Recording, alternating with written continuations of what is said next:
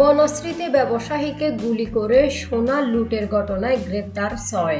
রাজধানীর বনশ্রীতে ব্যবসায়ীকে গুলি করে 160 ভরি সোনা ডাকাতির ঘটনায় 6 জনকে গ্রেপ্তার করেছে ঢাকা মহানগর গোয়েন্দা ডিবি পুলিশ।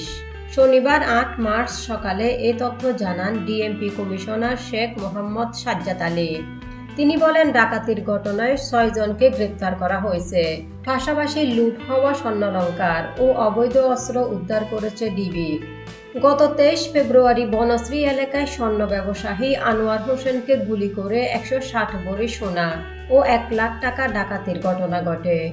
ডাকাত দল 3টি মোটরসাইকেলে 7 জন এসে গুলি করে ও ধারালো অস্ত্র দিয়ে কুপিয়ে জখম করে সোনা ও টাকা লুট করে নিয়ে যায়। ভুক্তভোগী ব্যবসায়ীকে ঢাকা মেডিকেল কলেজ হাসপাতালে ভর্তি করা হয়। পরের দিন 24 ফেব্রুয়ারি ব্যবসায়ী আনোয়ার হোসেনের স্ত্রী রামপুরা থানায় মামলা করেন।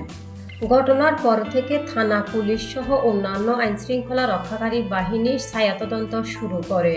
12 দিন পর ডাকাতির ঘটনায় 6 জনকে গ্রেপ্তার করতে সক্ষম হয় ডিবি পুলিশ। তবে প্রাথমিকভাবে গ্রেপ্তার 6 জনের নাম পরিচয় জানায়নি পুলিশ।